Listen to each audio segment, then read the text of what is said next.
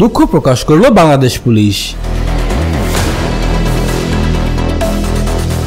রাজধানীর মোহাম্মদপুর থানায় একটি মোবাইল ছিনতাই ও পুলিশের দায়িত্ব অবহেলার অভিযোগ তুলে সামাজিক যোগাযোগ মাধ্যম ফেসবুকে গতকাল বৃহস্পতিবার রাতে একটি পোস্ট করেন আহমেদ ওয়াদুদ।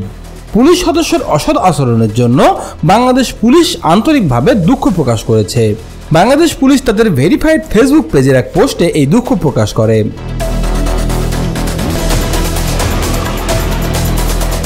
ওই পোস্টে পুলিশ সদর দপ্তর জানিয়েছে, আহমেদ ওয়াদুদের ফেসবুক স্ট্যাটাস মোহাম্মদপুর থানা পুলিশের সঙ্গে 1 ঘন্টা আমাদের দৃষ্টিগোচর হয়েছে। ভিকটিমের ফেসবুক স্ট্যাটাসে বর্ণিত অভিযোগ আমলে নিয়ে সংশ্লিষ্ট 4 জন পুলিশ সদস্য SI Jasim, SI Anarul, constable Nur নবী ও কনস্টেবল মাজেদুল ইসলাম ইতিমধ্যে দায়িত্ব থেকে সরিয়ে উপ পুলিশ কমিশনারের অফিসে সংযুক্ত করা হয়েছে। পুলিশ সদস্যের অসৎ আচরণের জন্য বাংলাদেশ পুলিশ আন্তরিকভাবে দুঃখ প্রকাশ করেছে।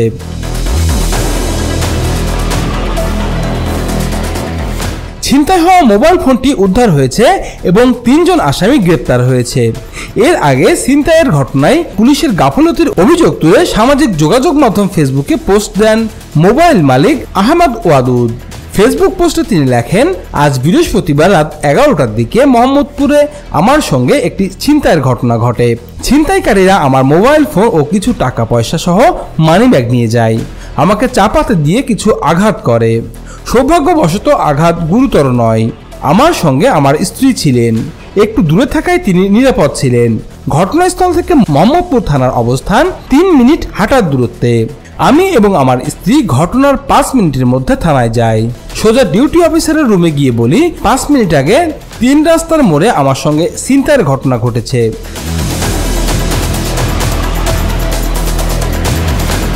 তারা আমাকে বলেন একটু অপেক্ষা করেন, দেখছি। ডিউটি অফিসারের নাম এসআই জসিম। তার পাশে সাদা পোশাকে একজন পুলিশ সদস্য কাগজে অন্য একজনের অভিযোগ লিখছিলেন।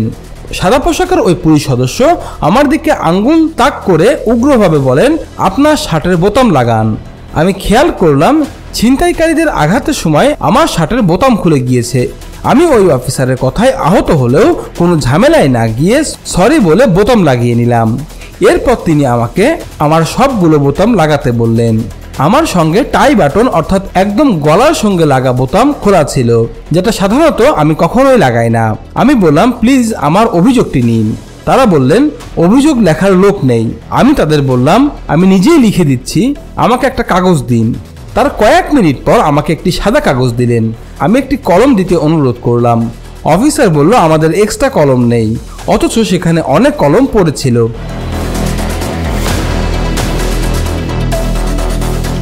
ভুক্তভোগী আরও লিখেছেন, আমার স্ত্রীর ব্যাগ খুঁজে আমাকে একটি কলম দিলেন। আমি সেটা দিয়ে আমার অভিযোগ লিখলাম। ডিউটি অফিসার আমার অভিযোগের কোনো কপি আমাকে দিলেন না, শুধু আমাকে একটি ফোন নাম্বার দিয়ে বললেন, এটা এসআই আনারুলের নাম্বার। উনি এখন বোধহয় হাউজিংয়ে ব্যস্ত আছেন, আপনি ফোনে ওনার সঙ্গে কথা বলেন। আমি তখন তাকে ফোন দিয়ে বিনীতভাবে বললাম, আমার মনে হয় এখন ঘটনাস্থলে গেলে ওদের পাওয়া যাবে। দয়া করে এমন কাউকে বলুন যিনি আমার সঙ্গে সেখানে যেতে পারবেন। এসআই জসিম আমার কথায় প্রচণ্ড বিরক্ত হয়ে বললেন, এটা সম্ভব নয়। ওই এলাকা ইনি ছাড়া আর কেউ যেতে পারবেন না, এটা তার এলাকা। আপনি এখান থেকে চলে যান, ওখানে গিয়ে ছিনতাইকারীদের পাবেন না। আমি বললাম, আমার ধারণা ওরা ওখানেই আছে। এসআই জসিম বললেন, আপনার কোনো কমন সেন্স নাই, ছিনতাইকারী আপনার জন্য বসে থাকবে নাকি? আমি তবুও তাকে অনুরোধ করে বললাম, কাছে যেহেতু যেন একবার বিষয়টি বিবেচনা করা হয়। আমি সেখান থেকে বের হয়ে ওসি সাহেবের রুমে যাই। ওসি ইখতিয়ার হাসান সাদা পোশাকে ছিলেন। আমি তাকে ছিনতাইয়ের ঘটনা বললাম। তিনি বললেন, আমি ওসি হয়েও কম দামি ফোন ব্যবহার করি, আপনি এত দামি ফোন নিয়ে ঘুরলে ছিনতাই তো হবেই।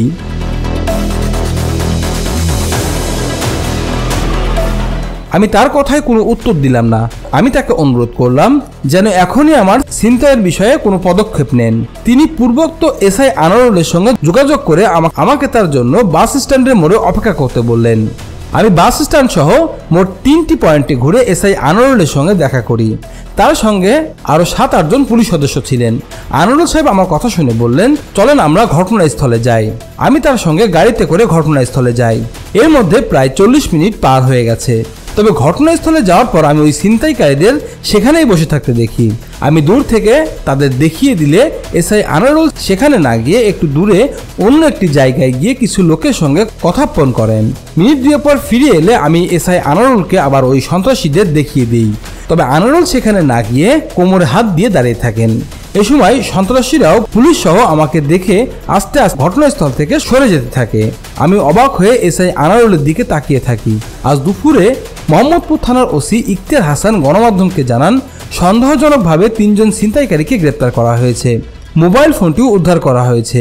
যাচাই বাছাই করে ব্যবস্থা গ্রহণ করা হবে।